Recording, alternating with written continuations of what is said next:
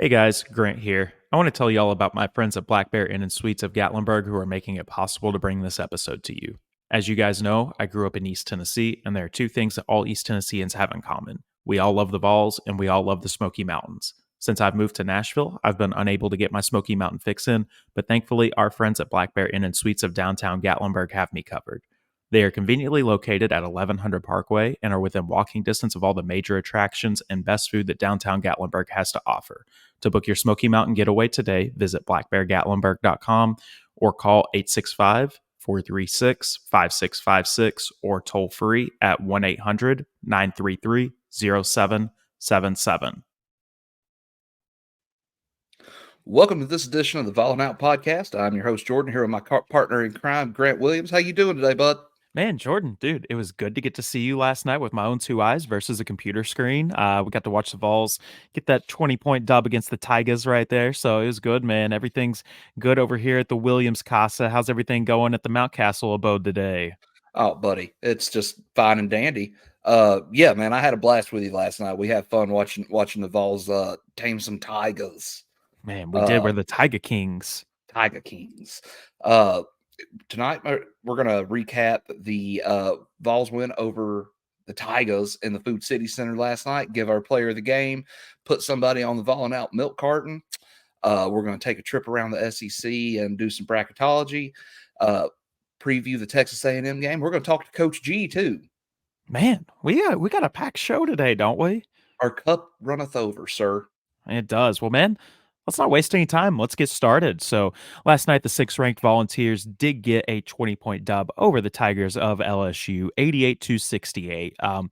One thing with this, man, I mean, the game was never really in question. I mean, Tennessee played a great game. Right towards the end, the Tigers kind of got back into some, making it a little bit of a scary game for the Vols, but it was never really in question, in my opinion, man. No, man. Well, and Tennessee got off to a really hot start too. I mean, they opened the game on a 15-1 run. Yeah. So, well, let me pull up my stats that I've got right here for all of us. So, you guys can see a beautiful picture of Mike the Tiger if you are watching on YouTube right over here on the corner. So, He looked shocked. Man, he was just scared, bro. I mean, Smokey was coming right at him and he said, "Oh, hell no. I don't want anything to do with this today." But the Vols scored on 6 of the first 7 possessions of the game, and they started out with a 15-3 lead.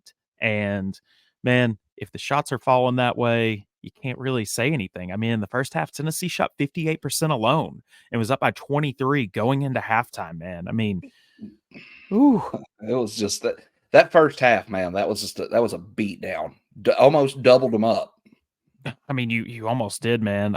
One thing that I wanted to say from this game too, on Wednesday night, Dalton Connect became the second player from a Power Six program in the past 15 years to have 27 points, 7 boards, 6 assists, and 2 steals in the same game. Ironically, the last one to do so was LSU's Ben Simmons. Wow. Man, that's almost poetic justice right there.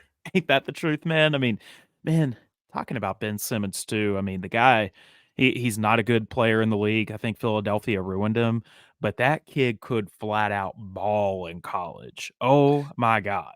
Yeah, he could. They put one on us with him, when he Yeah, was there. they came to what was formerly known as the Thompson Bowling Arena and just put a killing on the Vols. So Ran him out of the gym. man, don't want to ever see anything like that again come through there. But it was good to get to see Ben Simmons. I was there for that game.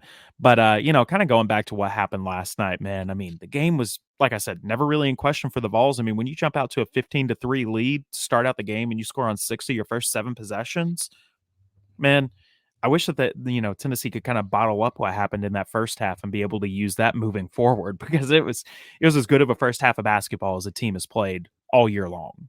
Oh, yeah, man. I mean, they came out hotter than fish grease, son. Just ready to go. Hotter than fish grease, man. I love that. I love that right there. Kind of diving into some stuff, with the team stats from this game. Tennessee just really kind of controlled every single aspect. Tennessee shot 55.5% from the field. So really, really good number. And that's for the entire game versus LSU's 41.5%. 3-pointers, man. Tennessee is on a streak right now with hot shooting. They are, man. They are. 40, It's 45.5%, man, man, for they're this game dangerous alone. right now. Yeah. I don't know. I mean, you go 11 to 24, man. I mean, do you get that every single night, dude? This Oh, team's cutting you down nets in April. absolutely. Absolutely they are, man. Like you can't it's hard to be it's hard to beat a team when they're playing good in general. It's even harder to beat a team when they're playing good and hitting the three ball. The three ball has turned into such a game changer now in college basketball, dude. It's ridiculous. It really has, dude. I mean, you kind of think about it right here, man. I mean, Chris Lofton was one of the first guys to really start shooting the ball exclusively from the three line. And then a guy named Stephen Curry came through. Not sure if you guys have heard of him, but he kind You of know, changed how all the kids are playing the game now as well. And man, it's great to see Tennessee finally have a team that can knock down the deep ball because there's been times in the past where that's just it's not been an option, man. been a problem. But one thing that really stands out to me on this too, man, LSU shot 41.4% from the field. They shot 24% from three in this game. So Tennessee's defense did exactly what it's supposed to. Yeah, they chased them off the 3-point line all night. Didn't give them easy shots. That was the big thing. No, Uh, I mean, not at dude, all, man. I mean, and then you're looking at the free throw numbers. Tennessee shot 75%. Getting better, needs to go up 5 more percent. Get it up got to be enough. 5 more. Give me Yeah, 5. Give me 5. That's all I'm asking for. And then LSU shot 63.6% from, the line in that game. I mean, LSU left 8 points on the table right there. They missed 8 of them, man. I mean, you can't do stuff like that where Tennessee left 5 points on the table. So, you know, numbers are not exactly where you need to have them at.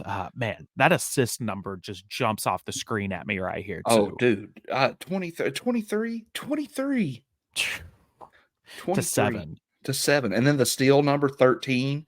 Buddy, they were on them tighter than, Dick's Hat Band last night. Man, well, and here's something on this too, and this is what I look at as a basketball guy right here, and I challenge our listeners and viewers to do this as well.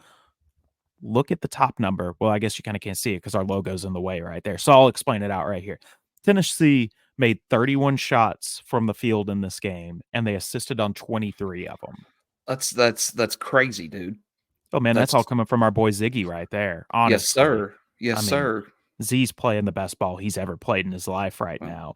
and then Tennessee, oh, go go ahead, ahead. buddy. Oh, okay. So Tennessee on the rebounding, that's the one that Tennessee did lose on this. LSU had 40 boards where Tennessee had 26. Man, they whipped us. But it's like when I was sitting there when we were sitting there watching the game last night. I was telling you, it was like Tennessee was in position to get a lot of them. They just didn't pull them in. Either they tried to one hand it, or it just took a weird bounce and they didn't get it, or they went long. When you're in position and they go long, that's a different story. You know what I mean? Yeah, I mean, the problem with it is though, is Tennessee got beat on a lot of those rebounds. I They mean, did. you're looking at this right here. LSU had 18 offensive rebounds. That is way too many. Yeah, yeah. To our 5. Yeah, I mean, just way too many. Couple other things I'm looking at right here. Tennessee only had 7 turnovers and 23 assists, so really good night right there for the Volunteers. And then Tennessee had 13 steals, 6 blocks versus LSU's none. I mean, man, just great. And then the largest lead of the game for the Volunteers was 26 points in this. Kind of diving into the team stats right here. And let me get pulled up on my second screen right here for you guys. I apologize for that. Jonas Adu, man, 10 points, 5 boards, 1 assist, 3 blocks. Good game, not a Jonas Adu game, though. I mean, Jonas has got to be better than that if Tennessee is going to do what Tennessee needs to do. Dalton Connect, 27 points, man. He's fallen off. I don't know what's going on with him. He's not hitting 30 on a nightly basis anymore, man. We'll have to next time we both get to a game, we'll have to put his face on the milk carton and say, "Look, get off of here, Yeah, Dalton, get your face off the damn milk carton. We don't want to put it up here. off Uh, night." Man, Z, I just want to talk about this kid. Give me like 2 minutes right here on Zakai. Go. So, man, in 36 minutes last night, Zakai went 6 of 9 from the field, 3 of 6 from 3, 2 of 2 from the line, 4 boards, 9 assists, 5 steals, 3 turnovers. So, number needs to go down just a tiny bit, just a tiny bit. And then, man, 17 points. It was an impress. There's a reason we're both wearing Sakai Zakai today. stuff. Yeah, man, I had to get the graphic tee with his face on it right there because I'm. But so, listeners of the show, if there's a piece of Tennessee merchandise you want, buy it when you see it. Don't wait. I waited on the Hendon Hooker graphic tee like this, waited on the Hendon Hooker jersey, and I can't get either one of them. So, buy what you want. That's what I've learned right here, and I'm going to share that with you guys. But man, Zakai is not only the best point guard in the SEC, he needs to be in the conversation for best point guard in America. Hey, I I don't disagree with you, dude. He is playing lights out ball right now on both ends of the court too. Yeah, I mean, man, his defense is unbelievable. And then his offensive game, man. I mean, 3 is 6 from 3. Man, where's this been? Dude. Like, There I obviously we go to the game, we rewatch it when we come home. So because you see and hear some stuff you just don't see and hear at the arena. Dude, that last three that he hit, he stroked that thing over that kid, man. Like that kid was all up in his grill, and he's just like, you know what? Come get you some of that. well, man, one thing about Zakai too, and he even talked about this when he was on with one of the networks. I can't remember if it was ESPN or SEC Network, but he talked about how during the off season where he had that torn ACL, he worked on his shot mechanics and he changed his release of his shot to where it arches higher. And man, the kid's never going to see the NBA. He's not even going to get a cup of coffee in the NBA. His size is too much of a problem for the league. This Right. kid is going to make so much damn money playing ball overseas because everybody's going to fall in love with him. Oh yeah, man, absolutely. Just the style of ball he plays is like that's likable in itself. But we talked to him last night for just a split second. Him and DK both, and I want to take a second to say how nice those two guys were. Signed by Outstanding young men. Yes, absolutely. Signed everything and anything for any of those kids. Took pictures with everybody. Gave that basketball actually to my boy this morning, and he loved it. Oh man, So I'm sure Jordan Jr. over there was jumping with joy. he loved it, dude. So Oh man. shout out to the boys. They were great last night. It was cool to talk to them and get to mingle with them for just a minute. Well, man, and that goes back to my point that I've made whenever Tyler's been on the show with us or Eric Kane or anybody. We have great kids over at the University of Tennessee right now, and it makes it so easy to cheer for them, man. I mean, you think about it, we've had a lot of knuckleheads over at the Oh, University oh of Tennessee. yeah. Can I say knucklehead on here? I think I can say knucklehead on here. Yeah. We've had a lot of knuckleheads at the University of Tennessee in our lifetime. I mean, hell, Tyler Smith and those guys are riding around with guns and weed in the car to go buy a cheeseburger on New Year's Day, and then Tyler gets kicked off the team. Jansen Jackson off the football team runs down to Pilot with a BB gun trying to rob people because he thinks it's funny. Right. Now with the administration we've got in place over on the Hill, you don't have that stuff anymore. And it all started when Rick Barnes came to Knoxville. It Rick did. set this culture and it's followed through in every single sport. And you're getting kids that we all love, man. I mean, it's so nice, man. And Zakai Ziegler will never have number 5 hanging in the rafters because it's up there for somebody else, deservingly so. But man, they need to find a way to honor Zakai because I'm not sure if the fan base has loved a single player across any sport like they've loved Zakai since. I mean, Yeah. I don't, Josh Dobbs. Maybe. Well, no, Maybe. Hendon Hooker was probably above. So take Hendon Hooker out of the equation. Zakai is probably, I mean, he's probably more loved than Josh Dobbs was, honestly. Right. There's I just mean, something about that number 5, brother. man, the number 5 jersey is you've had the best athletes that the university has ever had wear that. I mean, Zakai, Admiral Schofield, Chris Lofton, obviously, Hendon Hooker with football, another guy with basketball too, man, that people forget. Josiah Jordan James wore number 5 to start out his career. So Yeah. we got a lot of really good players who've worn that number. Speaking of a guy that we all love, and I think people think we just love to give him shit more than anything, honestly, Santiago Vescovi. Man, after he has 2 good games, right back to it. 21 minutes, shot the ball 3 times, only made 1 shot, 2 points, missed his 1 free throw that he had off that too. It was an and 1 opportunity. Man. Just Man, I don't know what's going on with him, but he's losing those minutes, man. I mean, to a guy like Jordan Gainey. I mean, Gainey played more minutes last night and came off the bench, Yeah, deservingly so. But I mean, it's just kind of crazy to think about that, man.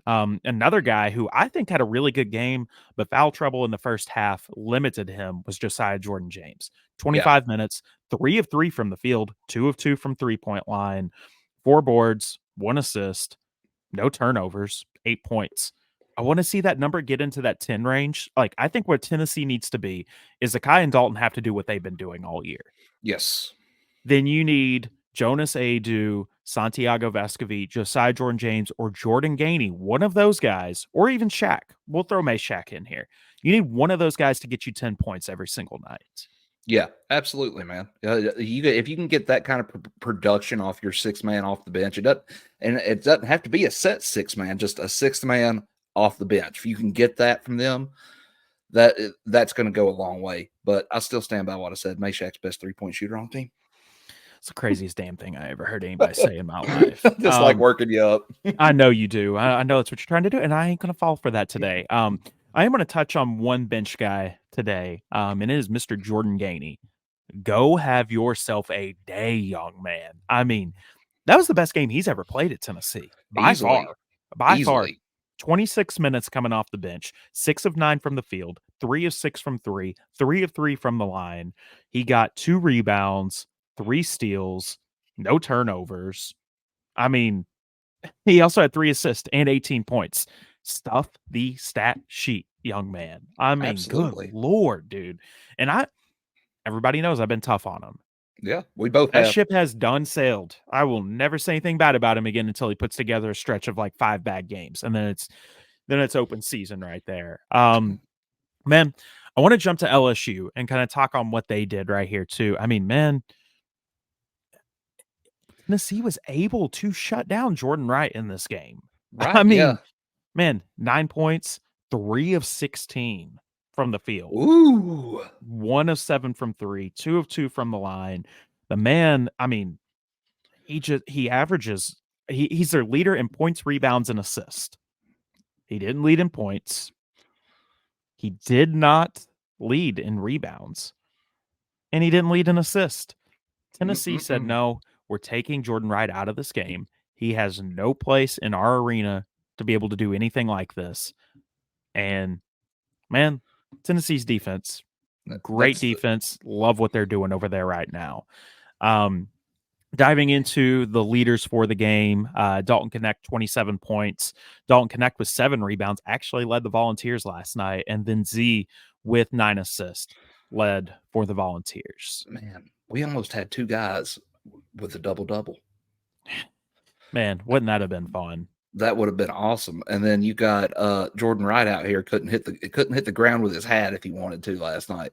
And it's like what you like to say. He couldn't hit water if he fell out of a boat. And that was the truest thing I have ever seen in my life. I mean, just right there, man. But, man, do we want to hear from Rick Barnes, see what he had to say after the game? Let's do it. Rebounding wise, how disappointing was that? I don't know, Mike. You asked me that after I watched the film. I just know that we had our hands on a couple of them. I thought we were trying to rebound the ball with one hand. And you can't do that. And I think you got to give them credit. They did a great job. It was just awesome getting to the glass for them and getting there. But we got to grab it. Got to secure the ball with 2 hands, and we're not doing enough of that right now. Rob, Ryan, Ben, Brent. Coach, two games in a row where, since you kind of called out might be too strong, but since you see guys were standing around looking at Dalton last 2 games, that is certainly not been the case. Is that what you want to see? Yeah, I mean, obviously you love to bottle the first half. I mean, we were terrific in the first half. I mean, we really did do a lot of really good things. And obviously when the ball was going in like that, it all looks good, but I thought we were good in the second half. But, Matt does a great job. And again, I told the guys, I mean, they're going to push and get back. They're too good a team. They play too good a schedule. And I thought our shot selection wasn't as good in the second half. And missed free throws. We missed 2 free throws. Those turned into turnovers. And we gave them, or they got 2 wide open threes. And again, and when those happen early in the possession, it's transition defense. And again, as much as we've talked about that, but if you break it down, the one thing was just the second chance points they got off the glass, and we got to fix that in a hurry. What did you like about the way Jordan sparked some things for y'all, especially on defense? You know, I was sitting beside his dad, and I kept telling him his rhythm, but I said, but man, he's improved so much on the defensive end. He's really working so hard there, and I thought the only three that he rushed was the one in transition. He didn't quite get his feet set, but again, his biggest improvement is everybody thinks he can just shoot it. He's not afraid to go in and try to create something off the bounce. But defensively, where he's improved more than anything this year. He has really taken it personal, become an all-around player. Rick, for Dalton, statistically, he really filled up the box score in a lot of different areas. Would you consider this one of his more complete games this season? Well, I was Dalton after the game when we were in the locker room talking about it, guys that had a good night looking at the stat sheet. He had, I think his career high was 7 rebounds. And I said to him, you could have 11.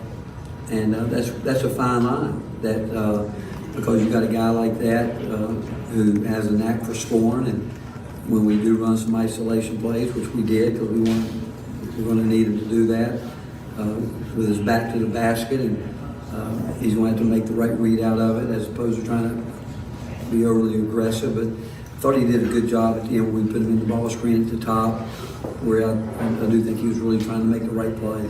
But his rebounding was key tonight and his assists, and we've told he and Jordan both, and he was a guy who's been terrific. And you know what, you guys are more than just guys that can shoot the ball. You guys are good players, and you don't think you just got to shoot it. Just play and do what you're good at. And I thought Dalton's all-around game tonight was really good. It seems like Jonas has been missing more shots around the rim lately that he wasn't missing to start the season. Any rhyme or reason to that? Again, just like you talk about, you guys have asked me this year about Jordan going through a slump.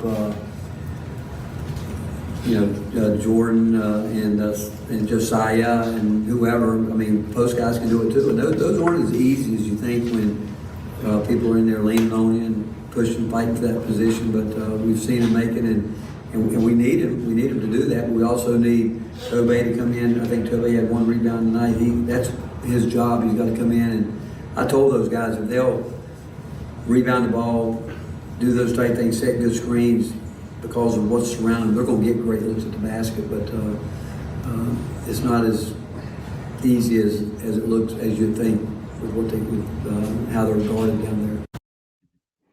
And that is what Coach Rick Barnes had to say after the game against LSU. Jordan, what takeaways do you have from what Ricky Dale just told us right there? Well, the biggest thing was Adu. He's been missing some bunnies lately, but Ricky Dale's right.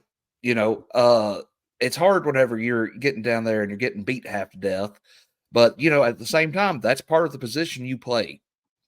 Drop your sack and play ball. You're right on that, man. And one other thing too, I'm going to say on this: us as the media and as fans, we're fans first, but let's just call it what it is right here. We're very critical on these kids. Sure. Couple things with this.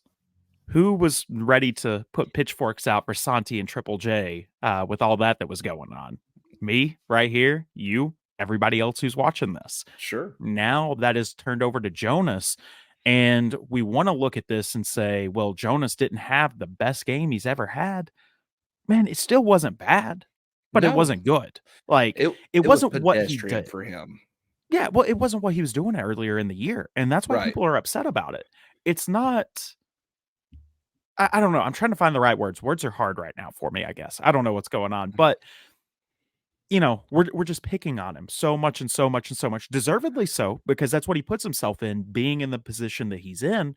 But at the same time, what do you do? I mean, right. It's a college kid at the end of the day, still. Absolutely. And to an extent, maybe some of us are nitpicking because he still did have a decent game last night. I mean, he was 4 for 6 from the field, 10 points. But it's one of those things. It's kind of like and I'm not comparing him to LeBron James by no means because they're not even in the same stratosphere. But it's one of those things where with like LeBron, you get so used to seeing him do incredible things on the ball court every night that it's just, status quo when he does. When he has a Well, bad game, he has a bad game. You get used to seeing Adu, have a 15 and 10 game, back to back to back or whatever, and then he doesn't go out there and perform how we as fans think he should. We're ready to get the pitchforks out. man, it drives me crazy sometimes on that because let's think about this too. Kind of like what you said. Sure, Jonas didn't have the game that he had against who was it? Mississippi State, Right. Florida, those teams like that. But he's still not playing bad ball and he's grown a lot. And one guy I'll use as an example on this too, everybody was ready to throw in the towel on Chris Lofton his senior year. Well, came out that he was going through cancer, all of that. Should have applied for another year of eligibility. He probably would have got it. I Right. mean, I don't think the NCAA is heartless like that, but that's neither here nor there. He didn't do it, man. But that's just kind of one of the takeaways I've got. I mean, I'm going to be tough on Jonas. It's what we do. It's what we're supposed to be doing. But man, the kid didn't play a horrible game like a lot of people are saying. Right. And now, man, with that being said, who was the player of the game from last night for you, man? Buddy, I think I'm gonna go with our boy Jordan Gainey. Hey, man, it's hard not to go with him. Man, I'm gonna take Sakai honestly on this. I mean, just what he's been doing, man. I mean, it's hard not to pick the kid whose face is literally right here. Like he's on Right. my shirt. He's on our Zakai's on the show with us today, man. Let's just think about it that way. Right. I'm gonna hit you with one on the fly here. What was your play of the game from last night? Play of the game, man. I don't have a specific play that stands out.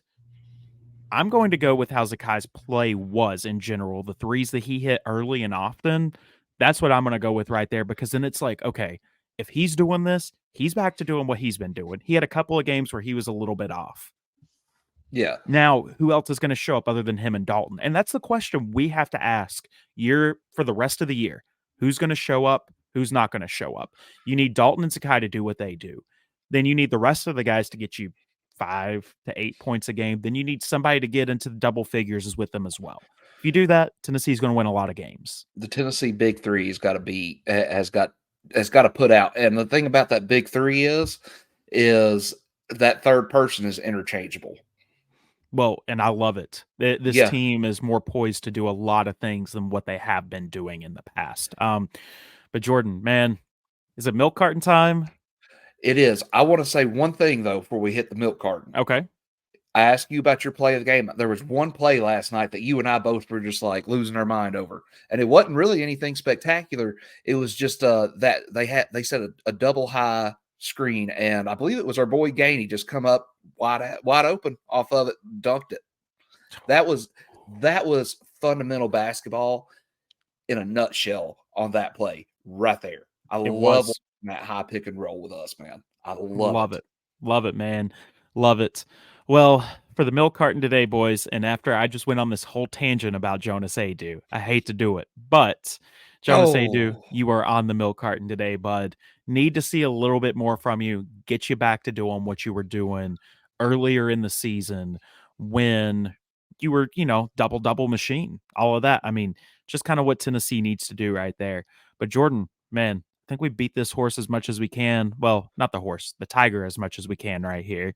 How about we give Mike the Tiger a break and we run to break ourselves real quick? that sounds good, man. If you're looking for the perfect Smoky Mountain vacation, Mountain Romance is your cozy romantic getaway. Starting at $129 per night, you get 2 bedrooms, 2 full baths, and this beautiful cabin will sleep up to 6 people. With an amazing mountain view, fire pit, pool table, and hot tub, this place has it all and is located within minutes of downtown Gatlinburg. To inquire, go to Airbnb and search for Mountain Romance or email bearslair2021@gmail.com. This next segment is brought to you by Three Kings of Cardboard, the go-to spot to upgrade your sports memorabilia collection. Check out their Facebook group and eBay at Three Kings of Cardboard. I have dealt with them personally and will not deal with anybody else. My favorite item from them is my Jalen Wright 1-of-1 Bowman U Superfractor that they have pulled me. Check out our friends at Three Kings of Cardboard today. Grant, buddy, what do you think? What do you think about taking a trip around the SEC and talking some bracketology? Man, it's getting that time, man. It's It crazy that is. March is almost here. But yeah, dude, let's jump into some SEC stuff right here. So, guys, we are no longer going to do the SEC scores that don't matter because honestly, Vanderbilt does not need a regular spot on our show. Sorry, Corey. We love you, Corey Burton. You're a great friend Right. of ours, but bud, we don't care about Vanderbilt. So a couple of games right here that really stood out to me. And how I'm going to do this moving forward is the teams that can impact the SEC race for Tennessee or the next opponent for Tennessee on the schedule. Sure. So there's a handful of teams, Auburn and Alabama, the hardwood version of the Iron Bowl last night, man. Hell of a game. Dude, I mean, there one of was the best games I've seen in a while. right. There was 85 fouls called in that game last night. That's what it No, seems that's like, dude. no, that's no exaggeration. That is the exact number. 85, What? 85. Yes. Jesus Christ, Or man. I'm sorry, What in the world? 85 foul shots. I apologize. Okay, 85 I was foul gonna say shots. 85 fouls, man. They Either they way, probably played though, that game dude. for 6 hours. Either way, though, dude, that is a ton of foul shots, man. Yeah, it 85. really is. But man, Auburn was victorious in this one, 99-81. Auburn knocks off Alabama for the first time since they came to Knoxville. So Alabama is beatable. I mean, that's a silver lining in this. Not just for Tennessee, but they're beatable for the rest of the conference. War Eagle. Hey, I agree with that, man. War damn Eagle. Another game of interest, Tennessee's arch nemesis, the Kentucky Wildcats, made the trip out to the 615 and laid it on the Commodores. 109-77. Kentucky gets back to their winning ways after having just a horrible week last week with the midweek game against Florida and then the weekend cap against Tennessee. Just really rough for Kentucky, but it was nice to see them get back to their winning ways, if I do want to say so, because it means a lot more for Tennessee if Kentucky's getting those wins. Yes, absolutely. That It was makes the rivalry a lot better. that was a get right game right there. And Vandy just so happened to be on the schedule next to, with a Kentucky team that was pissed off and mad about it. Oh, well, and I mean, they got their ass chewed all week by Calipari. Let's call it Oh, what it is. you know Oh, it. my God. I can't do that. But, man, one thing I want to say on Calipari, too, I've been listening to Tyler Ivins a lot. Good friend of the show. Shout out Tyler Ivins, hashtag HYFT. Hashtag Going to just say all your stuff right there, hashtag Gentleman's Hour, all that. But Tyler, he was on the radio the other day, and Tyler also made the trip up to Lexington on Saturday, just like I did. Well, Tyler had better seats. I guess the media likes him a little bit more than they like me, but he got to sit on the floor, and he was talking about it, and he's like, there was one guy saying, one of the big boosters over there, guy who gives a lot of money to the program, said, I'm not sure how much more longer Slick Suit is going to be getting my money. Oh, So there could be some changes up in the Commonwealth state at the end of this year. Not sure, but it's something to think about right there. So just tossing that out right there. some unrest amongst the coal miners.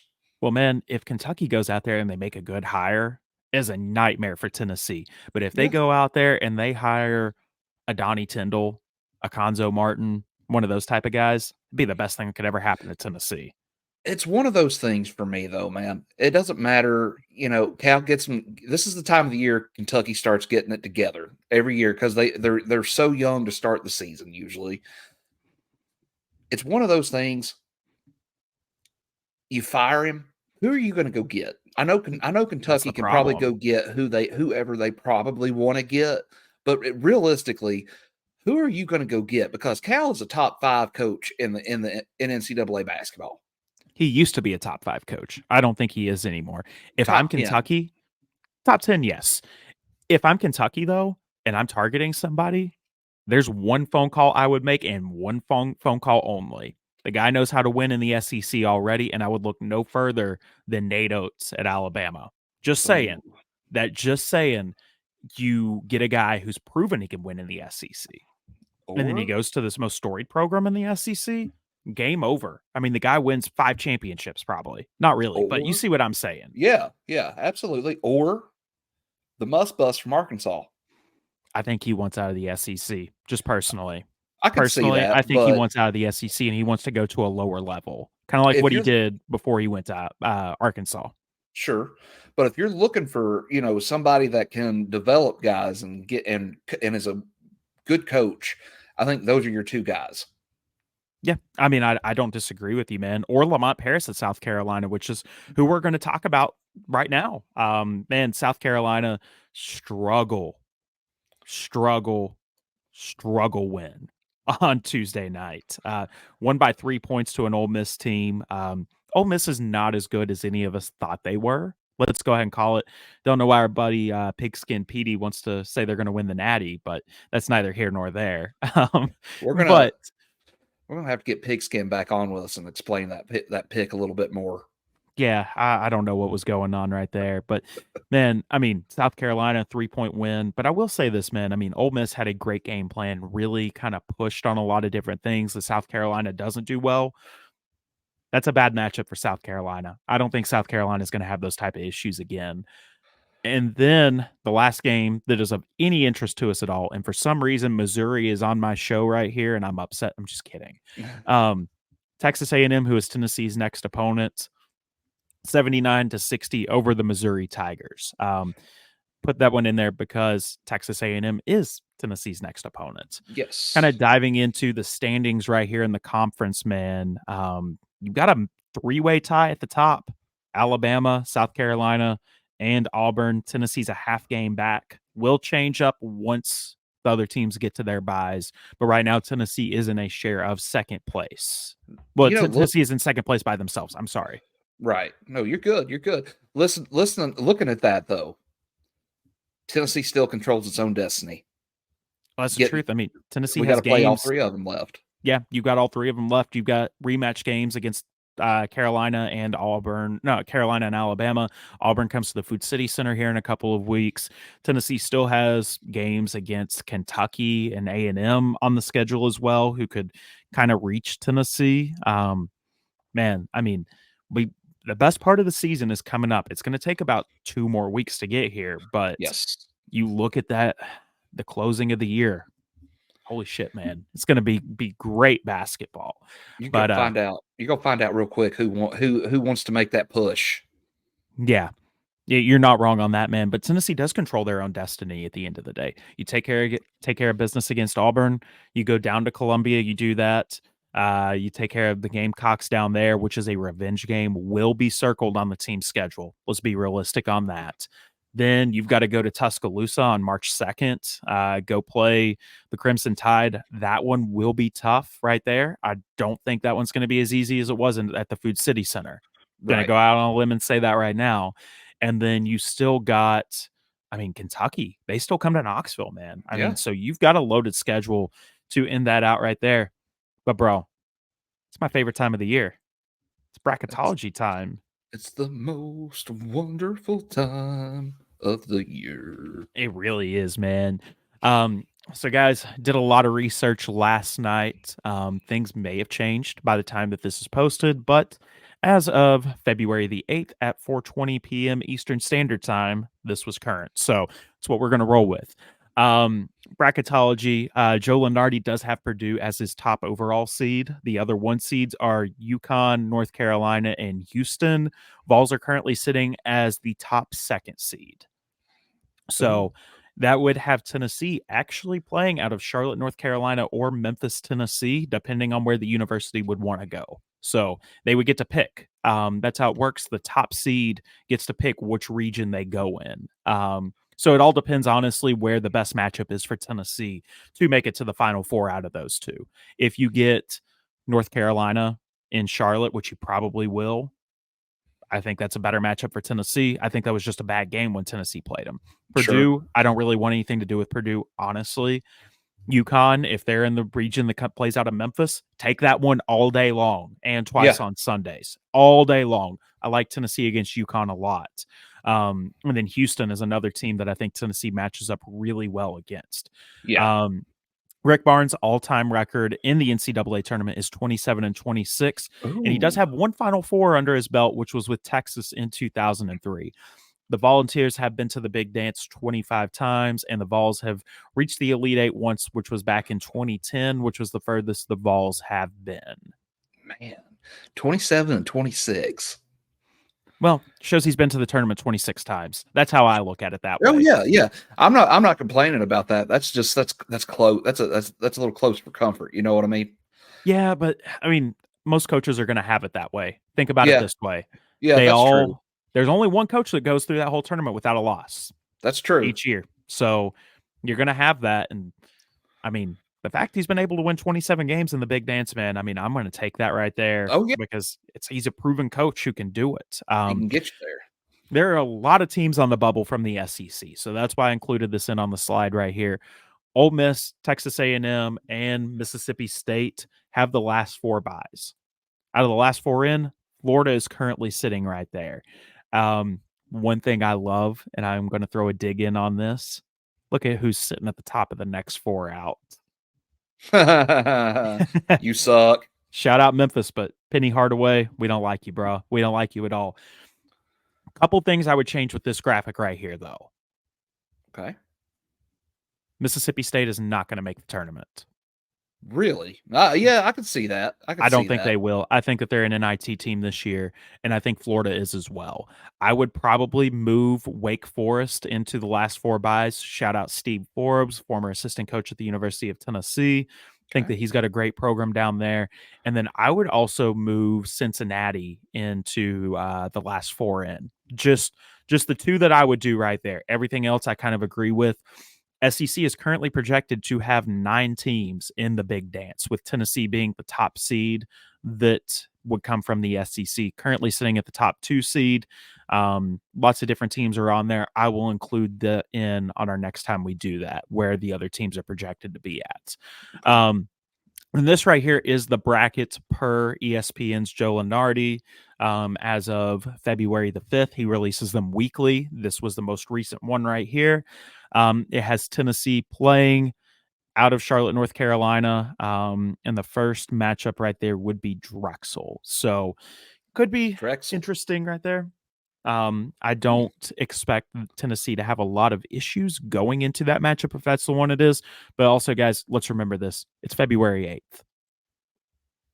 We got 5 weeks until this is even realistic right here. And, we'll break down our brackets the night they're released for you guys here on the show. Maybe do a live show or something like that, and people can interact and send theirs in as well, and we'll grade them or something like that. But, heck yeah.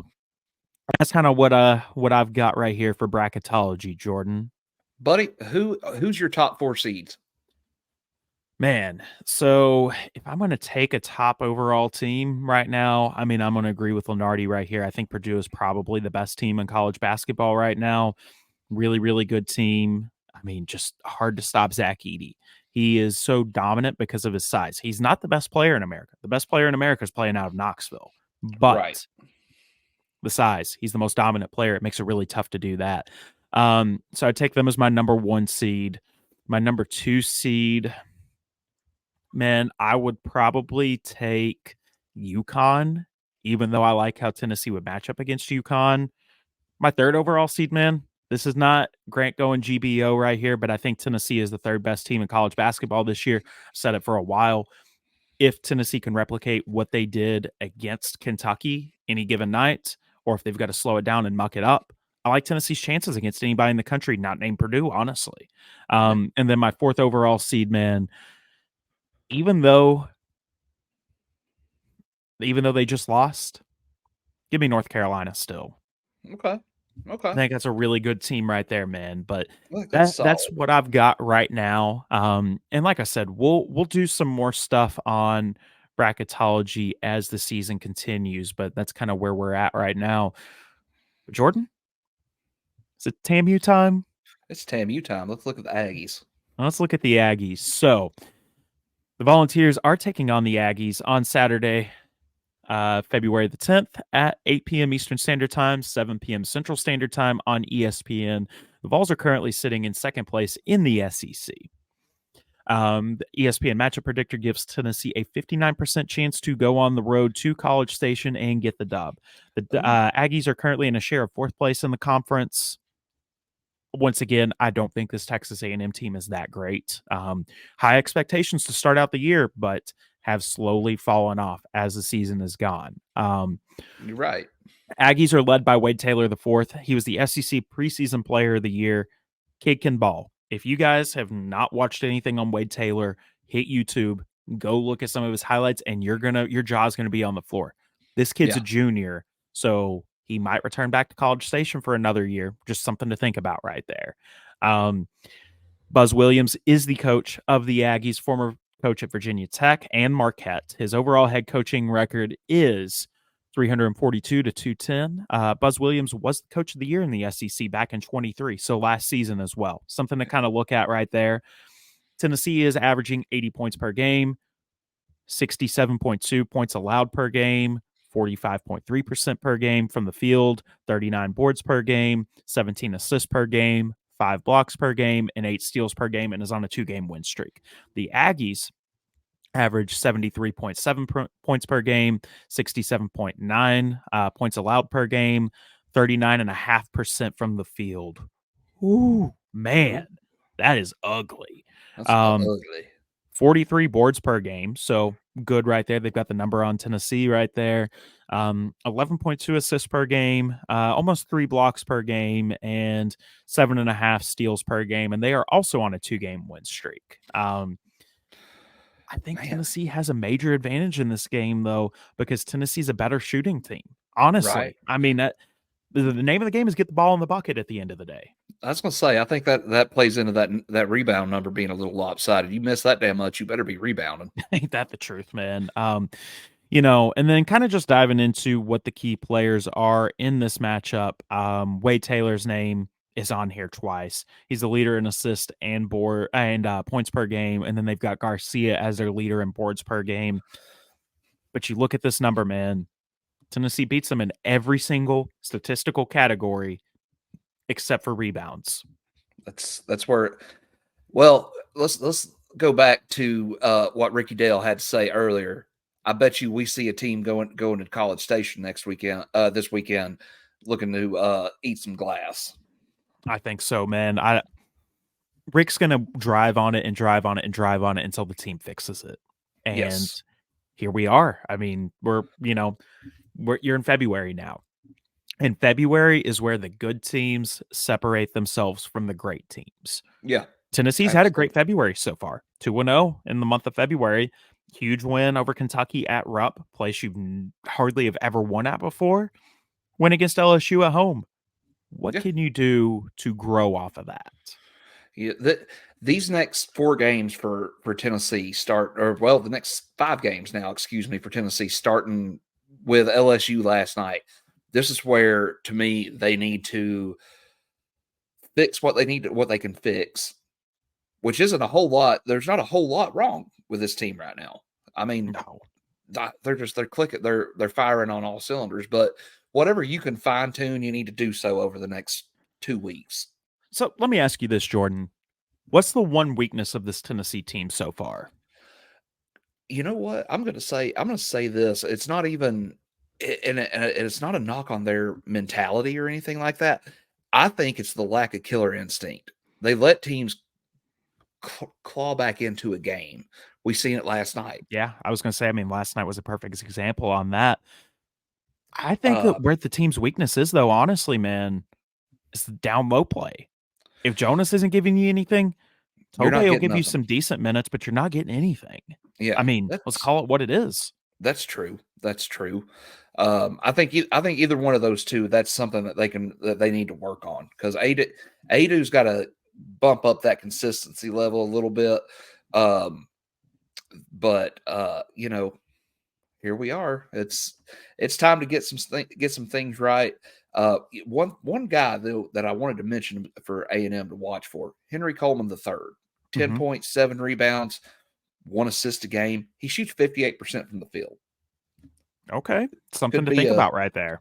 Could be one we need to watch. But man, we heard from Coach G last night. Let's hear what he had to say. Yeah, I had a chance to chat with Coach G, Garrett Maidenwald, who's the director of student athlete performance and for the basketball team.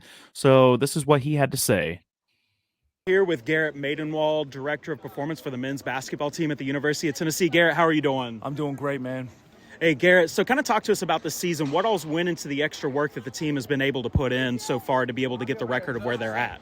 So it starts in the off season, and I'll sit down with Coach and I'll put together a plan based on how he wants to play, what pace he wants to play it, and then we'll go through individuals and talk about what they need to do to be able to impact winning.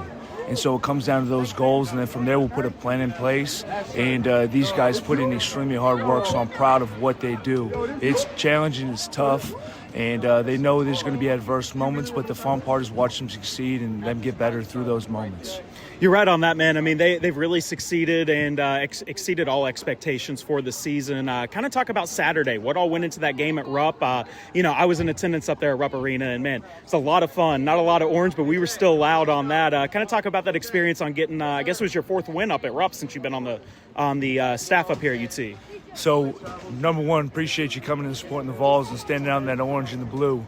Number two, it starts out with the work that they put in the offseason, but then the daily habits that they have to do. And so what we'll look at is we'll look at force play data paired with Connexon data. We'll run we got some great people that help us out run some data analytics on it and look at what impacts different performance metrics. So it could be jump height, propulsive, braking impulse, different metrics that we want to track, and then we'll put together a program to try to enhance those. And so from that standpoint, it's all about finding the individual needs of each person and helping them succeed in that regard. Yeah, man, you're absolutely right on that. And then one last thing for you, man. I mean, I know Dalton's been a really big part of the team this year. Kind of talk about what went into getting him to come to Rocky Top and all that. You know what? It was awesome to have him here on his visit, and that he was so excited to get in here and be a part of this environment, to have these facilities. And then he came in early, did some work, and during his time he's put on 14.8 pounds and improved his explosive strength by, I can't remember the exact metric, but in the 20 percentile. So proud of the work that he's put in. It's a testament to him and his habits and what he's been able to do. Man, guys, that has been Coach Garrett Maidenwald, Coach G. Check him out. And it's been great having you, man. Thank you so much. So that was from my conversation with Garrett Maidenwald last night. Jordan, I mean, you were right there with me on that. Such a nice guy, man. Loves being a part of the University of Tennessee as well. Absolutely, man. It was cool that he was like, "Hey, give me a couple minutes, I'll be right back," and he come right back to us, bud. Yeah, we wish we would have got that luck with everybody we asked, but hey, here we are on that. But guys, I think we've kind of hashed out this one as much as we can, honestly, don't you think, Jordan? I think so, buddy. We got something big planned to drop tomorrow around noon. We got to get ready for that, and buddy, let's end it like we end it every week, every episode. Go Vols! Go Vols! This episode of the Vol and Out podcast has been brought to you by our friends at Peace of Mind Enterprises. From construction, home remodel, down to general handyman services, Peace of Mind has you covered. All technicians are licensed and insured, servicing East Tennessee with 30-plus years of experience. Call 865-202-7167 for a free estimate, because nothing beats having peace of mind.